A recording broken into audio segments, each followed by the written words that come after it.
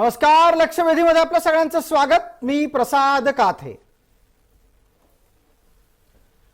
भारतीय जनता पार्टीचे राष्ट्रीय अध्यक्ष जे.पी. नड्डा यांनी सांगून टाकलं की येत्या काळात फक्त भारतीय जनता पार्टीच या देशामध्ये उरणार आहे। राष्ट्रीय पक्ष म्हणून काँग्रेस त्याच्या आसपासही नसेल आणि प्रादेशिक पक्ष तर अस्तित्वातच नसतील। भारतीय जनता पार्टीचे राष्ट्रीय अध्यक्ष असलेल्या जे.पी. नड्डांचं हे वक्तव्य स्वाभाविकरित्या भारतीय राजकारणामध्ये खळबळ उडवून द्यायला पुरेसं ठरलेलं आहे। पण तसं पाहायला गेलं तर हे काही नवीन नाही। भारतीय जनता पार्टीनं यापूर्वीच अनेक वर्ष आधी 100% भाजपा नावाची घोषणा केलेली होती। ही घोषणा प्रमोद महाजनांच्या काळापासून चालत आलेली आहे आणि पक्ष विस्ताराच्यासाठी भारतीय जनता पार्टीचं हे लक्ष्य आहे की 100% फक्त आणि फक्त भाजपाच असला पाहिजे। लोकशाहीत हे काही बरोबर नाही। लोकशाहीमध्ये एक समृद्ध बलशाली विरोधक सुद्धा असला पाहिजे, जेणेकरून सत्ता निरंकुश होणार नाही आणि सत्ताधारी बेताल वागणार नाहीत। या गोष्टी जरी लोकशाहीतला सत्तेचा बॅलन्स, सत्तेचा समतोल राखण्यासाठी गरजेच्या असल्या तरी पक्षवाढीचा प्रत्येकाला अधिकार आहे। हे घासून घासून गुळगुळीत झालेलं वाक्य आता भारतीय जनता पार्टीला का लागू पडत नाही असा प्रश्न उपस्थित व्हावा। निमित्त आहे ते नड्डा यांच्या वक्तव्याचं। भारतीय जनता पार्टी हा विचारानं चालणारा पक्ष आहे आणि तो विचार आहे म्हणूनच भारतीय जनता पार्टीचा विकास होतोय असं सांगत असताना नड्डांनी प्रादेशिक पक्षांना डिवसायची गरज होती का?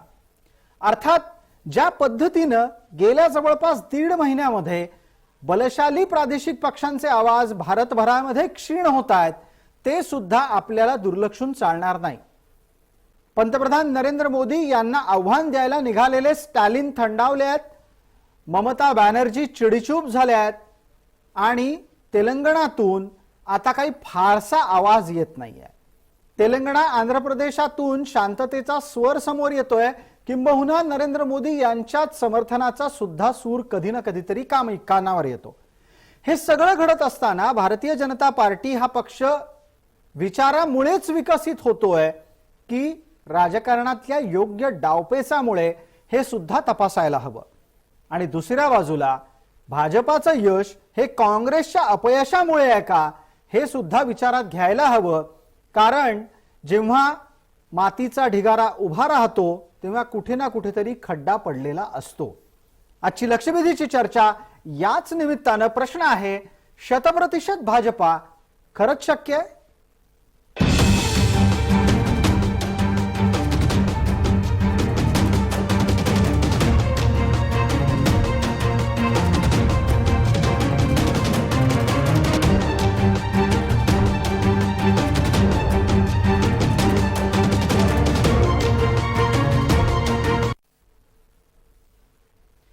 ज्या वक्तव्यामुळे हा वादंग जन्माला आला आणि त्या वादंगावरच्या प्रतिक्रिया आहेत त्या काय आहेत हे आपण पाहणार आहोत। हम एक ऐसी पार्टी है जो आइडियोलॉजिकल बेस्ड है, वैचारिक पृष्ठभूमि पर हम खड़े हैं।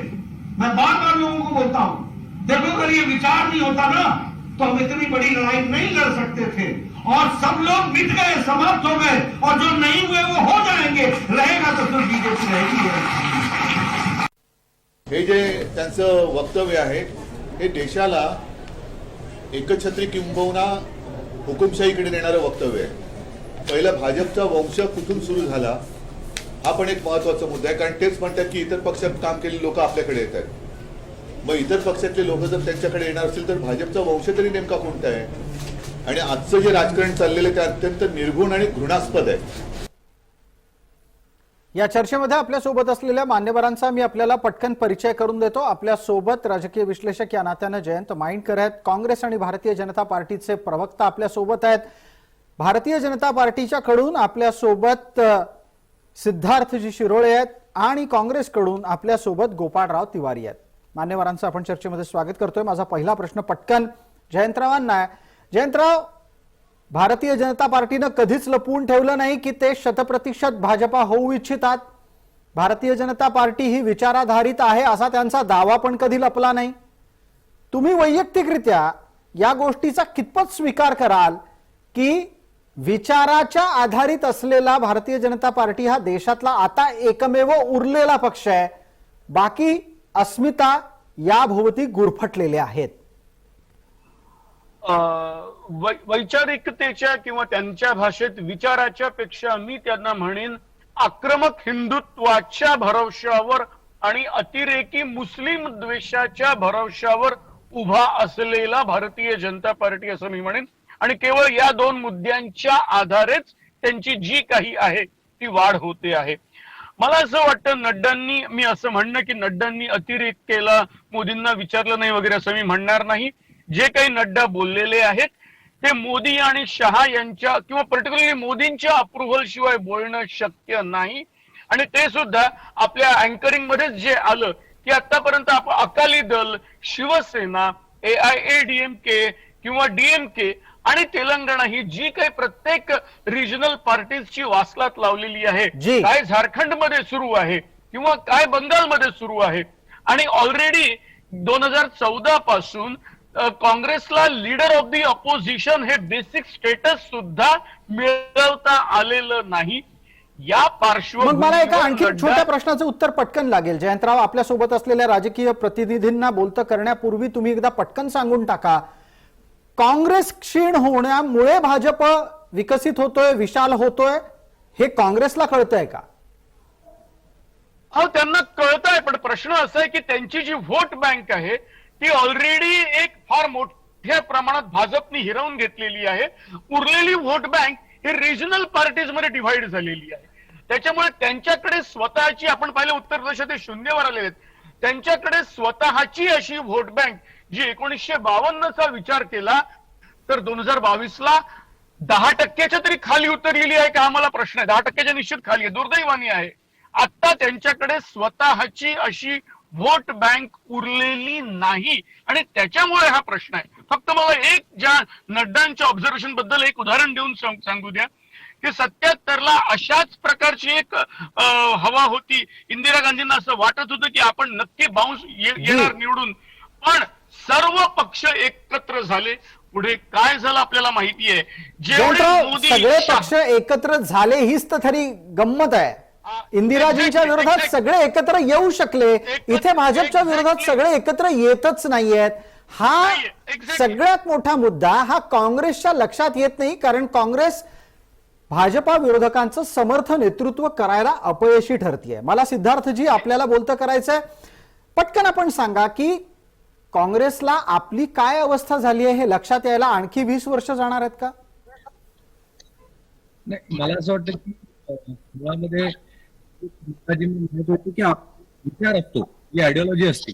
आयडिओलॉजी बेस्ड पार्टीज आणि पारिवारिक रन पार्टीज आहेत, त्याच्यातला जो फरक असा असतो की समजा एक पिढी चांगलं कर्तृत्व करणारी असेल आणि पुढची पिढी तशीच नाही झाली तर मग कुठेतरी एक डिसइंटिग्रेशन पार्टीचं सुरू होतं. आणि प्रादेशिक पक्ष किंवा रिजनल नॅशनल पार्टी असते, भारतीय जनता पार्टी हा जो एक फरक आहे त्याच्यामुळे तिथे डिसइंटिग्रेशन होत नाही हे आपण पाहत राहिलो, वाढत आलं. काँग्रेसमध्ये झालं असं आहे की ज्या प्रगल्भतेचे कदाचित आधीचे नेतृत्व असेल त्याच प्रगल्भतेचे समजा सध्याचे नेते हे तेवढे प्रगल्भ नसतील तर त्याच्यातनं ऊर्जा निर्मित होत नाही आणि त्या पक्षाचं डिसइंटिग्रेशन सुरू होतं. आणि तशाच प्रकारची अवस्था ही आता काँग्रेस पक्षाची झाली आहे असं माझं मत आहे.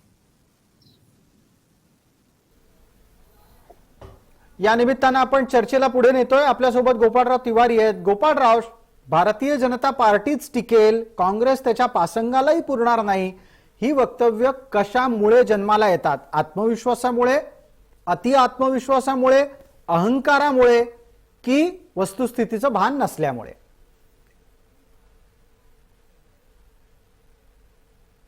गोपाळराव बोला, आपल्याला प्रश्न विचारलाय.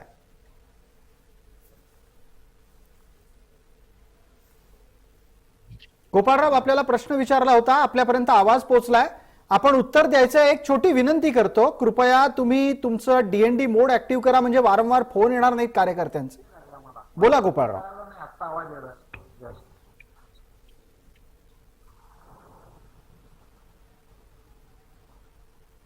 जी, एक प्रश्न गोपाळरावांपर्यंत नेला होता, उत्तर काही मिळताना दिसत नाही, तांत्रिक अडचणी आहेत. जयंतराव, आपल्याला ऐकायला आलं तर आपण बोलावं. हा बोल.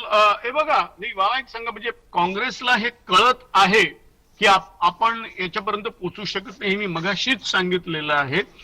पण आता प्रश्न असा आहे की हे तुमच्याच म्हणण्यानुसार हे सर्व पक्ष एकत्र येऊ शकत नाही, हा खरा प्रश्न आहे. पण याच्याकरता काँग्रेसनी जे नेतृत्व करावं ते अजूनपर्यंत त्यांनी परिपक्वता दाखवलेली नाही, ही दुर्दैवानी वस्तुस्थिती आहे. काही प्रमाणात ती परिपक्वता त्यांनी महाविकास आघाडी महाराष्ट्रात सुरू करताना दाखवलेली होती. पण त्याचबरोबर स्वतःच्याच पक्षात पंजाबमध्ये किंवा इतर ठिकाणी ज्या चुका केल्यात त्या त्यांना भोवलेल्या आहेत. त्याच्यामुळे एकेकाळचा अगदी नॅशनल लेव्हलचा पक्ष ज्याच्यासमोर कोणी नव्हतं, त्याची अवस्था आज 50 आणि 60च्या पलीकडे जाऊ शकत नाही. आणि म्हणून आधीच एकेकाळचा जो कोणी सिंह होता त्याचे दात आणि नख काढल्यानंतर त्याला कोणीही येऊन फटकारावं, तशा प्रकारचं हा जे.पी. नड्डांनी वाक्य म्हटलेलं आहे. पण मला खरंच वाटतं की ही जरा घाई केलेली आहे, जरा घाई केली आहे. आपण असं म्हणताय ही घाई केली आहे. 2024 यायला अजून नाही म्हटलं तरी 2.25 वर्ष आहेत. सिद्धार्थ शिरोळे, ही वेळ होती हे बोलण्याची की कार्यकर्त्यांमध्ये प्रेरणा निर्माण करण्यासाठी हे बोललं गेलंय? नाही, हे बघा, तुम्ही समजा भाजपचा थोडा मागचा इतिहास पाहिला तर प्रत्येक दशकामध्ये भारतीय जनता पार्टी ही प्रोग्रेस होत राहिली आणि त्याचा आमची जी पार्टीची व्यापकता आहे ती वाढत चालली. त्याच पद्धतीने समजा 2014 मध्ये सुद्धा आपल्याला 282 सीट लोकसभेला मिळाल्या, त्याच्यानंतर आपण 303 ला पोहोचलो. ह्या वेळेला सुद्धा पक्ष विस्तार हा आमचा सतत हा ध्येय आहे आणि तो पक्ष विस्तार चालू राहणारच. त्याच्यामुळं आम्ही हा प्रयत्न करतोय. मागच्या बंगालला बघा तुम्ही की जवळजवळ 19 खासदार आम्हाला बेंगॉलमधून मिळाले, जे 2014ला फक्त 2 खासदार होते. त्याच प्रकारे जिथे जिथे आमची ताकद कमी आहे तिथे विस्ताराचा काम हे सतत चालू आहे, चालू हे कंटिन्यू राहणार आहे. त्याच्यामुळे मला एका प्रश्नाचं उत्तर द्या आपण. मला एका प्रश्नाचं आपण उत्तर द्या. आपण असं म्हणताय की विचाराचा पक्ष असल्यामुळे येत्या काळात इतर पक्ष उरणार नाहीत. लोकसभेला 2024ला तुमचं टार्गेट किती आहे? किती ठिकाणी कमळ फुलवायचं आहे?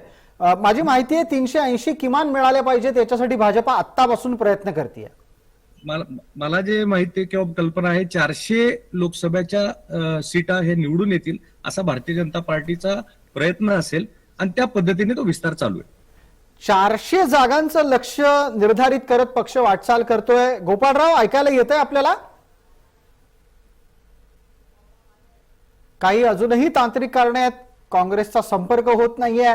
जयंतराव आहेत, काँग्रेसची भूमिका मांडू शकतील अशी अपेक्षा बाळगूया. 400 जागांचं लक्ष ठेवून भाजप निरंतर निवडणुकीच्या मोडमध्ये कार्यरत आहे. बाकीचे त्यावेळेला काय करत असतात? सिद्धार्थ शिरोळे आशावाद असावा, चांगली गोष्ट आहे. पण एक लक्षात ठेवा, भारताच्या आतापर्यंतच्या निवडणुकीच्या इतिहासात फक्त एकच पक्ष, तोही इंदिरा गांधींच्या मृत्यूनंतर एकदाच 400च्या वर पोचलेला, तो म्हणजे काँग्रेस. आणि तेव्हा आपण 2 वर पोचलेला होता, हेही विसरू नका. त्याच्यामुळे आता आपण जयंतराव, यावेळेला इतिहासाची पुनरावृत्ती शक्य आहे का? आता हे बघा, मी हे खरं सांगतो, जर मला तेच सांगायचं आहे की एवढे जे यांची एकदम झेप गेलेली आहे आणि ही 24 नसताना त्यांनी आता ही जी फिगर सांगितलेली आहे, याच्यामुळे कदाचित भाजपेतर पक्षांना एकत्र येण्यास आतापासून जे.पी. नड्डांनी एक प्रकारे चालना दिलेली आहे. आणि अशा प्रकारची विरोधकांची युनिटी 77 ला झाल्यानंतर काय झालं याचा इंदिरा गांधींनी सुद्धा अनुभव घेतलेला आहे. नाही, मग याचा एक अर्थ पटकन असा घ्यायला हवा का की 2024 मध्ये वेगळ्या प्रकारचं विक्रमी बहुमत आणि 2029 मध्ये विरोधकांची एकजूट, इथपर्यंत वाट पाहायची गरज आहे सिद्धार्थ शिरोळे भारतीय राजकारणातल्या अभ्यासकांना? मला असं एवढंच म्हणायचं की शेवटी केंद्रबिंदू हा जो भारत देशाचा जो नागरिक आहे तो केंद्रबिंदू. समजा त्याला असं वाटलं की भारतीय जनता पार्टीला आपण हे योग्य शासन करते तर आम्ही विस्तार आमचा करत राहू. पण समजा केंद्रबिंदू हा शेवटी वोटर आहे. समजा वोटरला असं वाटलं की भारतीय जनता पार्टीला वाटलं, त्यांना 282 सीटा दिल्या, 303 दिला, समजा आम्ही आमचं काम करत राहिलो आणि जो भारताचा वोटर त्याला आमच्यात विश्वास राहिला, तर आमची अशी खात्री आहे की आम्ही 400ची जी काही आमचा टार्गेट आहे तो नक्की पार करू. पण शेवटी हे काय आमच्या बेसवर आमच्या म्हणण्याने नाही होणार आहे. ही डेमोक्रेसी आहे. ह्याच्यामध्ये कोणी कितीही एकत्र हो, आपला जो वोटर आहे तो सुज्ञान आहे.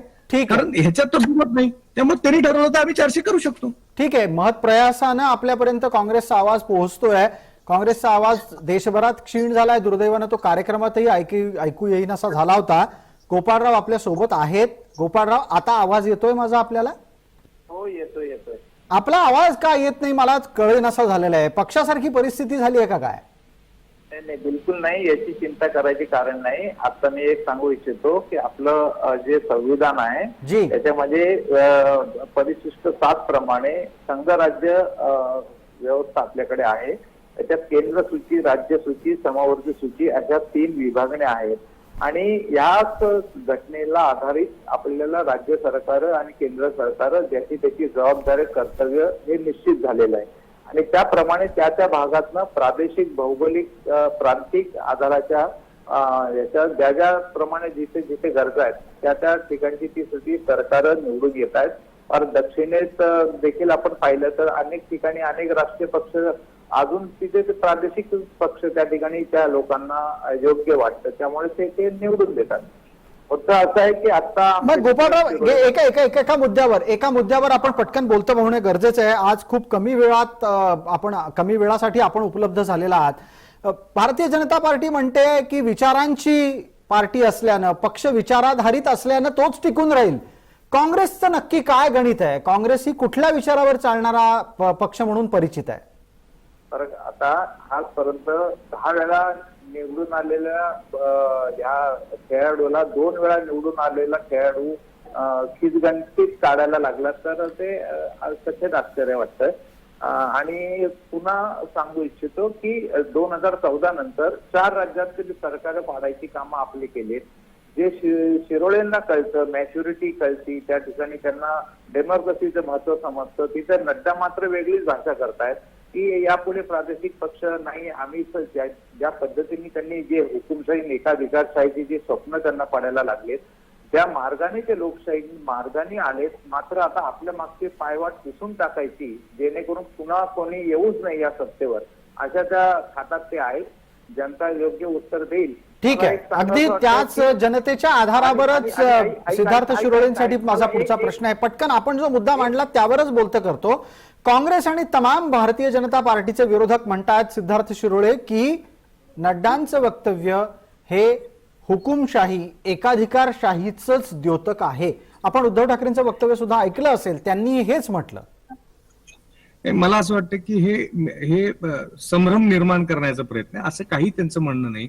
त्यांचं एवढंच म्हणणं आहे की आम्ही एक विचार घेऊन चाललेलो आहे, तो विचाराचा आम्ही विस्तार करतोय, व्यापक पद्धतीने विस्तार करतोय, रिलेंटलेस विस्तार करतोय. आणि त्याच्यामुळे जे पक्ष हे विचारधाराला धरून चालतील त्यांचं अस्तित्व राहणार आणि शेवटी ठरवणारा हा वोटर आहे. तेव्हा आम्ही आमचं काम करतोय की आम्ही आमच्या विस्ताराचं काम आमच्या विचाराला अनुसरून करतोय आणि त्याच्यामुळे आमचा विस्तार ह्या वेगाने होत राहिलाय. आणि दुसरे जे पक्ष आहेत त्यांनी समजा पण सिद्धार्थजी आपणही त्या मतदारावर भरोसा ठेवताय ज्याच्याकडून तुम्हाला 400 खासदार निवडून येण्याची अपेक्षा आहे. गोपाळराव म्हणतात, गोपाळ तिवारी काय म्हणाले तेही ऐकलं असेल तुम्ही की जनता तुम्हाला तुमची जागा दाखवेल भाजपाला, असा त्यांचा दावा आहे. काँग्रेसला हा आत्मविश्वास कुठनं आला? आता कसं आहे, आम्ही आतापर्यंत सरकार निवडून आले तेव्हा देखील अशी हुकुमशाहीची त्या ठिकाणी आम्ही प्रवृत्ती दाखवली नाही. आणि मुद्दा असा आहे की हे सगळं करताना 4 राज्यातील सरकार पाडापाडी का करावे लागतात? त्यावेळेला कर्नाटकचं सरकार आमदारांना आणलं ते शिवकुमारना भेटून नाही दिलं. गृहमंत्री फडणवीस होते तेव्हा पोलीस बंदोबस्तात मुंबईतल्या स्टार हॉटेलमध्ये कर्नाटकच्या आमदारांना ठेवलं होतं. 3 राज्यातनं आमदार हलवायचे, पळवायचे, 4 राज्याची सत्ता बरखास्त करायची, जेणेकरून सर्व सामदान दंडभेद आणि सर्व पद्धतीने घोडेबाजार करून सत्ता सरकार पाडायची. हे कुठलं द्योतक आहे? मग जर विचारांचे लोकांची एवढी पर्वा आहे तर हे कशाला करता आपण? विचार रुजवा ना, याचाच अर्थ विचार रुजवू शकत नाहीत ते लोकांपर्यंत. हा सरळ सिद्धार्थ शिरोळे उत्तर द्या. आपण सिद्धार्थजी आपण उत्तर द्यायचंय. कसा असतो, हा रेडीचा डाव चाललाय. आता शेवटी नाही, रडीचं इतक्या कसं काय? रडीचं कोण नाव म्हणजे करतंय? म्हणजे ऐका ना, आपण समजा काँग्रेसचा थोडासा इतिहास पाहिला तर तुम्हाला सुद्धा लक्षात येईल की काँग्रेसने ज्या वेळेला जे तुम्ही म्हणताय 10 वेळा निवडून आले तेव्हा कशा प्रकारे सत्ता राबवली हे सुद्धा आपल्याला माहिती, मी त्यात जास्ती जाणार नाही. पण माझं म्हणणं एवढंच आहे की आज तरी ज्या पद्धतीने पंतप्रधान मोदीजी काम करतायत आणि भारतीय जनता पार्टीचं जे रिलेंटलेस विस्ताराचं काम चालू आहे ह्याच्यावरती भारताचे जे वोटर आहेत त्यांचा विश्वास आहे हे कुठेतरी सगळ्या निकालातनं दिसून येतं. आणि आम्हाला त्याच भरोसे, आमच्या विस्ताराच्या भरोसे आमचा हा विश्वास आहे की आम्ही पूर्ण देशभरामध्ये जास्तीत जास्त विस्तार करून 400 जागा निवडून आणू. शेवटी ठरवणारा हा वोटर आहे. आमचा विश्वास आहे की वोटर हा भारतीय जनता पार्टीच्या बाजूने कौल देईल. मग मला एका प्रश्नाचं उत्तर द्या, थोड्या वेळापूर्वी गोपाळरावांनी तो मुद्दा चर्चेमध्ये आणला आणि त्याच्यावर भाजपानं बोललं पाहिजे. ते असं आहे की प्रादेशिक अस्मितेला फुंकर घालण्याचा प्रयत्न भाजपाकडून कधी सहसा झालेला नाहीये. गुजरातमध्ये मात्र गुजराती अस्मिता कुरवाळली जाते, पण गुजरातच्या बाहेर भारतीय जनता पार्टी कायम राष्ट्रीय असल्याचा भाव बाळगते. या प्रकारचा भेदभाव का? महाराष्ट्रात शिवसेना, दक्षिणेत तेलुगू देसम किंवा अजून खाली गेलात तर तामिळनाडूमध्ये द्रमुक, अण्णा द्रमुक, तुम्ही जर समजा थोडंसं इतर कुठल्या प्रदेशांमध्ये गेलात तर तिथला झारखंड मुक्ती मोर्चा, बंगालमध्ये ममता बॅनर्जी, या सगळ्या जणांच्या अस्तित्वासह भाजप टिकू शकत नाही का? नाही, मुळामध्ये हे बघा, शेवटी आम्ही राष्ट्रीय पक्ष जरी असलो तरी प्रत्येक राज्यामध्ये आम्ही आमच्या विस्ताराचं काम आम्ही करत आहोत. मूळ मुद्दा ह्या पार्टीचं चुकतंय काय लक्षात घ्या की समजा त्यांची ज्या फॅमिली रन पार्टीज आहेत त्याच्याबद्दल समजा पुढची पिढी ही प्रगल्भ नसली तर त्यांचं डिसइंटिग्रेशन सुरू होतं हे ते एक्सेप्टच करायला तयार नाही. बरं, मतदान त्यांना कोण करत नाही तर वोटर करत नाही. तुम्हाला महाराष्ट्रात दिसलं का असं? तुम्हाला असं महाराष्ट्रात शिवसेनेबद्दल दिसलं की पुढची पिढी ही तेवढी प्रभावी नाहीये? नाही, साधारणतः आपण जे उद्धव ठाकरेंच्याच गेल्या 2-2.5 वर्षाच्या ज्या निर्णयांवरनं आपण पाहतो की जो मूळ विचार बाळासाहेब ठाकरेंचा होता तो सोडून ते काँग्रेस बरोबर अलाइन झाले आणि त्या पद्धतीने त्यांनी जे काही डिसिजन्स घेतले त्यांच्या पार्टीतली लोक ह्या जो उठाव झाला ह्याच्यामुळे झाला की विचाराला सोडून गेले आणि जे फॅमिली रन पार्टी सारखं जे चालवायला लागले त्याचा कुठं ना कुठं झटका हा लॉंग टर्म मध्ये बसतोच. तेव्हा मला असं वाटतं यावर गोपाळरावांना बोलतं करूयात. गोपाळराव, जो आक्षेप प्रादेशिक पक्षांबद्दल आहे तोच आक्षेप काँग्रेसबद्दल राष्ट्रीय स्तरावर आहे. काँग्रेस ही प्रायव्हेट लिमिटेड कंपनी अर्थात कुटुंबाचा पक्ष झाल्याचा आरोप होतो आणि म्हणून काँग्रेसचा विकास खुंटलाय असं सांगितलं जातं.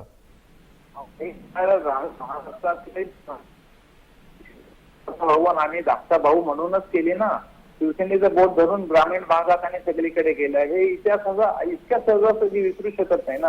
आणि हे सगळं जर आहे आणि वारंवार एवढा वोटर्स आहे तर 2014 नंतर 2019ची जी निवडणूक लोकसभेची मोदींजींना एवढी चांगली मान्यता मिळते, मोदींचं काम आहे असं म्हणतायत, तर मग मोदीजी 19ची निवडणूक जीएसटीवर लढली नाही, नोटबंदीवर लढली नाही, पुलवामा शहीदों के नाम मध्य. गोपाळराव, मुद्द्याला व्यवस्थित बगल दिलीत आपण गोपाळराव व्यवस्थित बगल दिलीत. सिद्धार्थ शिरोळे जो मुद्दा म्हणतायत त्यावर काँग्रेसला बोलायचं का नाहीये? 19ला कुठल्या तुम्ही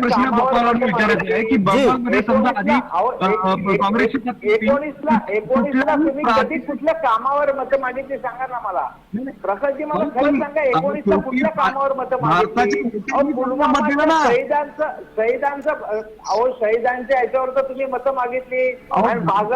वोटरनी मला मत केलं म्हणजे तुमचं म्हणणं काय की आपले जे वोटर आहेत त्यांच्याकडे त्यांना समजत नाही का असं तुमचं म्हणणं आहे का?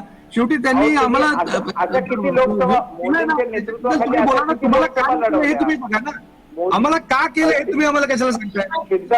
गोपाळराव, मुद्दा काय आहे? गोपाळराव, मुद्दा काय आहे तर प्रादेशिक पक्ष आणि राष्ट्रीय पक्ष म्हणवला गेलेला काँग्रेस हा एका कुटुंबापुरता मर्यादित झालाय.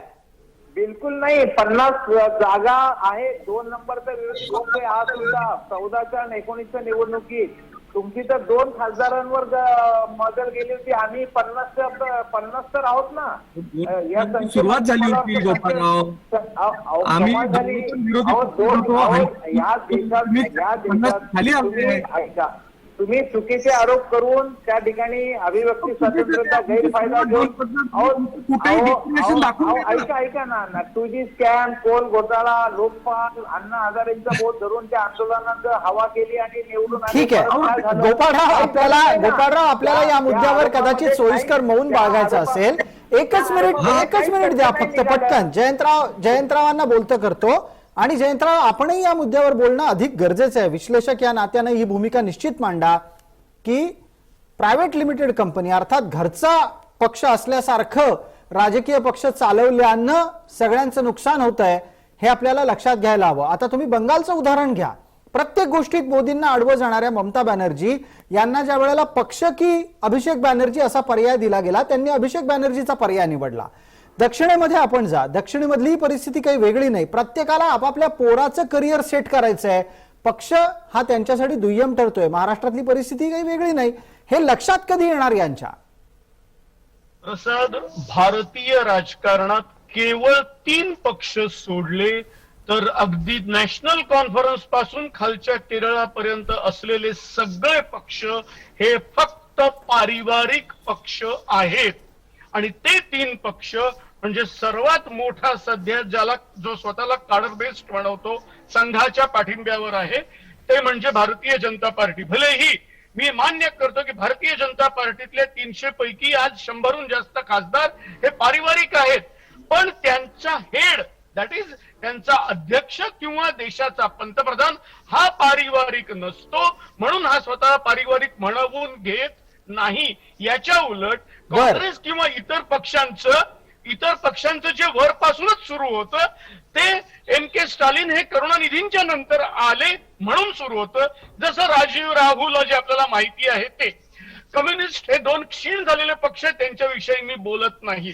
हा जो वारंवार सिद्धार्थ शिरोळे आरोप करत आहेत, सिद्धार्थ शिरोळे आपण या आरोपाच्या खाली एकनाथ शिंदेना प्रोटेक्ट करण्याचा लिगली प्रयत्न करत आहात, जे माझ्या दृष्टीने हे पूर्णपणे इल्लीगल आहे माझ्या दृष्टीने.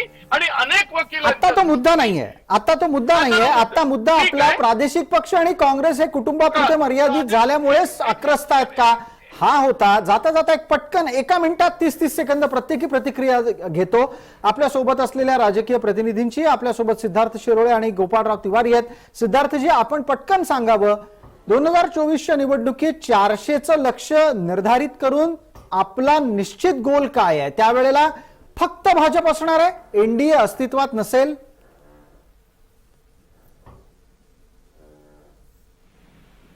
सिद्धार्थजी, आपल्याला विचारलाय प्रश्न.